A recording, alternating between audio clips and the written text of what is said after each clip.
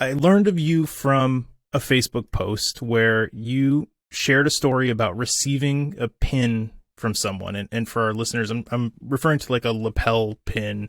This pin. And it's from... That's the pin right there. That's the one. All right. And it's from the group Dad's Hug 2, Yes. which I would love to talk a little bit more about in a few minutes. But it has the words she/her/dad on it. And can you provide some context for our listeners on the story of receiving that pin and what that message, she, her, dad, means to you? Sure. Well, I was a speaker at the transgender Day of Remembrance. We call it T-Door in Oklahoma City. And afterwards, Dad Hugs Too, with one of my really good friends, Aaron Edwards, and his wife, Dina. Super cool. And they had this little bonfire going. And, I'm sitting down there talking to Dina, Aaron's wife, and she has on this button, she, her, dad. And I looked at that button. I was like, holy cow, like that is meant for me. Like, where did you get that? So, a lot of people there were surprised that I was so excited over this button.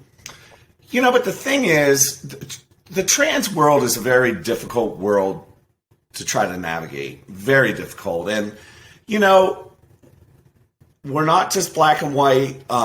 Everything's on a spectrum. Okay. So, we have really super feminine trans women on one side, and then we're going to have like the equivalent of a butch lesbian off on the other side, and I'm kind of right in the middle, but I'm a realist through and through. I'm a retired police officer, retired patrol sergeant. So I'm a realist. I'm a former Marine.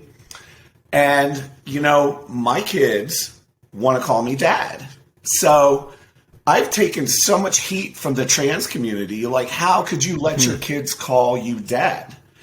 And it's like, hey, that's what I am. I'm their dad, And so when I saw this pin, I just couldn't even get over it. And, Dina, who is wonderful, she just took the pin right off of her shirt and she put it on mine. And it's really meant a lot to me. I've kept it right by my television stand so I can see it.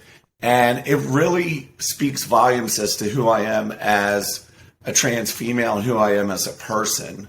I am also one of those where, I identify as a trans woman. So some people, some of the trans community are like, well, trans women are women. Well, I am a trans woman. I would never just come out and say, yeah, I'm just female. I'm a trans female. That's how I identify. So for me to allow my kids to call me dad, it was an honor for me. They already went through enough with losing what their dad used to be.